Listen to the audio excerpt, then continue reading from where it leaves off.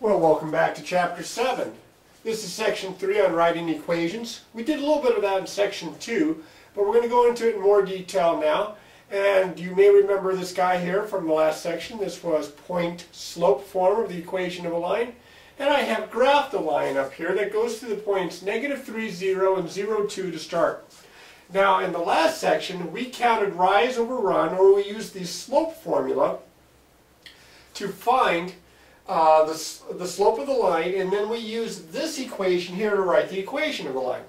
We're going to kind of expand upon this a little bit. 2 points determine a line.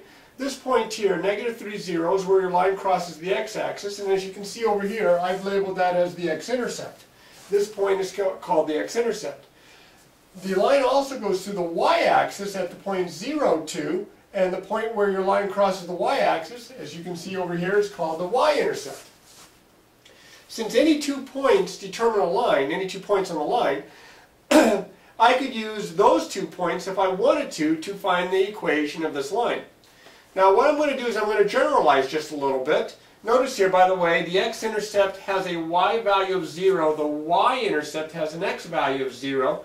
That comes in handy when you're trying to find the x and the y-intercept. Now if you look in the textbook, most textbooks anymore, the newer ones, say that the x and the y-intercepts are numbers. They say that the x-intercept is -3, the y-intercept is 2. They're actually ordered pairs. They just simplify it that way. So if you see in a textbook or if you see on a worksheet that the x-intercept is -3 and just -3, they really mean the ordered pair -3, 0. It's just a shortcut way to write it. And that the y-intercept is just 2, they really mean 0, 2.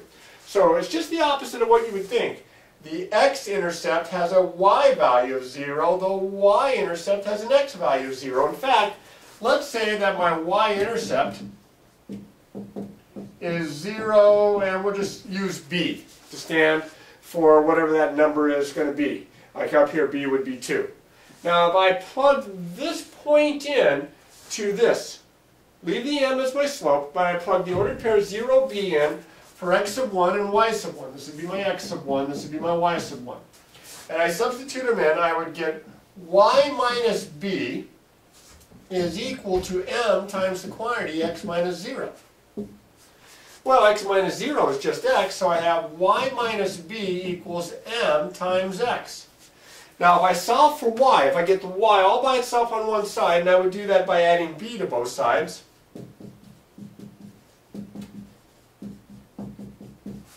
these will cancel out, and I will get y equals mx plus b. And that is a very special form for the equation of a line. As you can see, written in this form, I can identify m, the slope, and I can identify b, the y value of the y-intercept. This is a really convenient form for not just writing equations. I like this one a little bit better for writing equations. This is good. But it's also very convenient when you're graphing the lines given the equation. So we're going to talk a little bit more about that, but let me clear this off first for just a second. There, that's better. Alright, I have it up here in official looking. The slope-intercept form. Given the slope m and the y-intercept 0b, notice it's the y-intercept. This says intercept, but it doesn't mean the x-intercept. It's the y-intercept where your line crosses the y-axis. So given the slope m and the y-intercept 0b of a line, the slope-intercept form of an equation of the line is given by y equals mx plus b. You really will want to remember this one. It's right up there. It's, in fact, in some ways, it's maybe even more important than the point-slope form that we talked about in the last section. Alright, so now we're going to apply this to work some problems out. We'll start off with some really basic ones. Write an equation in slope-intercept form of each line with the given slope and the y-intercept. Now, I wrote it out this way, and I didn't write the y-intercept as an ordered pair. I wrote it like you would see it in the textbook, so as not to confuse you. But remember, if they say b is -1, that means your y-intercept is 0, -1. So my slope is 3, my y-intercept is 0, -1, so b is -1. I'm going to plug 3 and -1 in to slope-intercept form up here for the b and the -1. Excuse me, for the p and the m right there. So that gives me y equals -1n for b, 3n for m, 3x minus 1. Yeah, that's not a very good x. Let's make that x a little better. See how simple that was? You say, well, wait a minute. If you plug negative 1 into here, you've got plus negative 1. Well, minus 1 and plus negative 1 are the same thing. If you write your answer as y equals 3x plus negative 1, it means exactly the same thing. This is just simpler. Simpler looking. All right, now I'm going to do the same thing over here with this slope and this y value. We have the y-intercept. That's what b is, the y value of the y-intercept. My y-intercept here is actually 0, 0, the origin this time, because b is 0. So I'm going to substitute negative 2/3 in for m and 0 in for b, and I get y equals negative 2/3 x plus 0. Now, please don't leave the plus 0 like that, because it looks awkward. We know that when we add 0 to something, we just get that something. Y equals negative 2/3 x would be the way you would write your answer. Now over here, the slope is 0, which means it's a horizontal line, and my y value of my y-intercept is negative 4, which again would mean that my y-intercept is 0, negative 4. So I'm going to plug 0 in for m and negative 4 in for b. And I have y equals 0x plus b, that would be minus 4, because b is a negative 4. Now 0x, you're not going to leave it like that. 0x, 0 times anything is just 0. So this is y equals 0 minus 4, or better yet, y equals negative 4. That's the way you're going to want to write it. You may remember earlier on we talked about the equations of the two special cases, vertical and horizontal lines. Well, for a horizontal line, it was in the form y equals a number, and that's exactly what happens here. My slope is 0, it's horizontal. Look at what the equation turned out to be. Now, it doesn't look as much like slope-intercept form as maybe the other two do. This one here and this one here. But that is considered slope-intercept form. It's just that the slope is 0, and that's why the x term is missing. Now, this is more like the first example. I'm going to substitute these values in. Negative 5/3, it doesn't matter, it's a fraction. Negative 5/3 in for m and 7 in for b. And I get y equals negative 5/3 x plus 7 this time, because it's a positive 7. That's about as easy as you can get. Now, let's reverse this. Let's say I make up an example, y equals x plus 5. That's in slope-intercept form. Maybe I ask you, what's the slope? Well, according to this, the slope is the coefficient of the x term. There is no number there. Now remember, if there is no number written down there, it's understood that that's a factor of 1, that you're multiplying x by. So in this case, my slope is 1, and my y-intercept is 0, 5. So we can reverse the process here. We'll do a little bit more of that, but before we do, I need to clear this out, so give me just a second. There we go. Let's see, we have 4 examples here. Write an equation in slope-intercept form. Again, they want the answer in slope-intercept form of the line passing through the given point with the given slope. That's these two examples. They give you a point, they give you the slope. Or passing through the given 2 points. That's these two examples, where all they give you are the 2 points that the line passes through. Now notice here in the first 2 examples, the point that they give us is not the y-intercept. This is not b. If this is b, then this would be 0 here. Remember, the y-intercept is always in the form 0, comma b.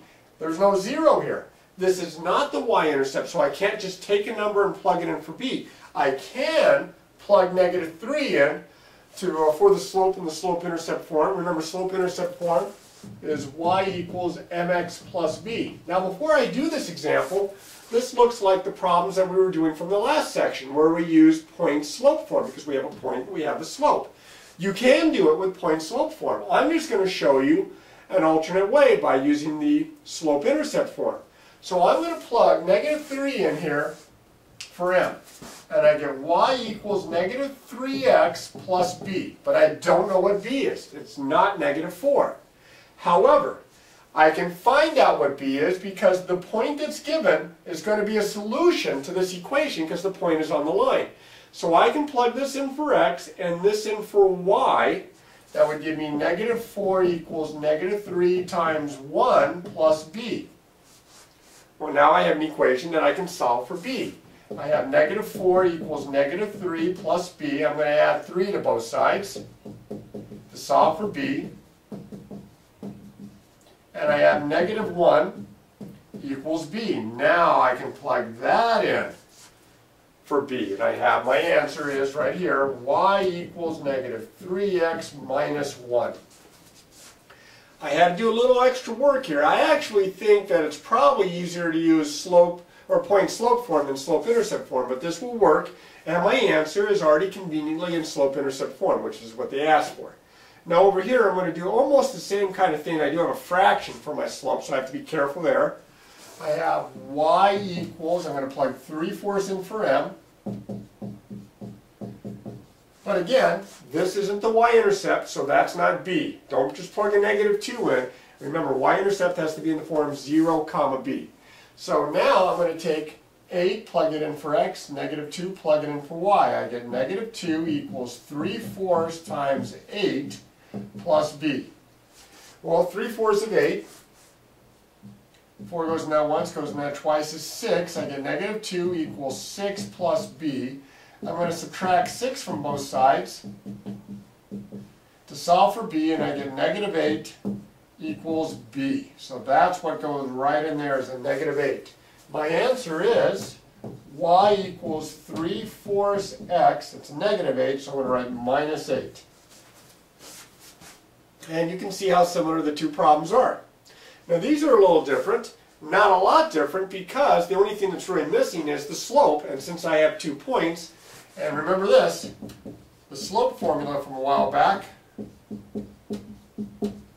I can substitute these in and find the slope. That's the very first thing I'm going to do. I'm going to find the slope. I'm going to call this x1, y1, and this x2, y2, and I get 5 minus 4 all over 0 minus 2. So that's 1 over negative 2, or negative 1/2. Conveniently, I have 2 points that I can choose from to find the equation along with the slope. And I can use either point, it doesn't really matter. But I'm going to use this one, and hopefully you see why. That's my y-intercept. See how the x value is 0? That was nice. So b is 5, m is negative 1/2, y equals m, oops, negative 1/2, mx plus b. So it's plus 5. And there's my equation, and that was convenient because one of the 2 points was already the y-intercept. I don't have that here. As you can see, neither one of these 2 points has a 0 in the x. So I'm still going to find the slope. Back here, I'll call this x1, y1, and this x2, and this y2. And I'm going to have negative 2 minus 2 all over 3 minus 6. So that's negative 4 over negative 3, or positive 4/3. So that's my slope. Now, it doesn't matter which of these 2 points I'm going to take to solve like I have here, because now I have the slope, and I have 2 points that I can choose from. I'm going to take this one, only because there aren't any negatives, and it's maybe just one less possible silly mistake I can make with a sign if I avoid the one negative here, but I can do it with either point. And I'm going to plug in. I have now y equals my slope, that's 4/3 x plus b. I'm going to plug 6 and 2 in for x and y. So that gives me 2 equals 4/3 times 6 plus b. 6 is the same as 6 over 1. 3 into that and that. That's 8. So I get 2 equals 8 plus b. Now I'm running out of space here. Subtract 8 from both sides. I'll bring it up here. Subtract 8 from both sides. I get negative 6 equals b. So that's what goes right in here. And that gives me my answer to be y equals 4/3 x minus, because of the negative 6. And there's my answer for part D.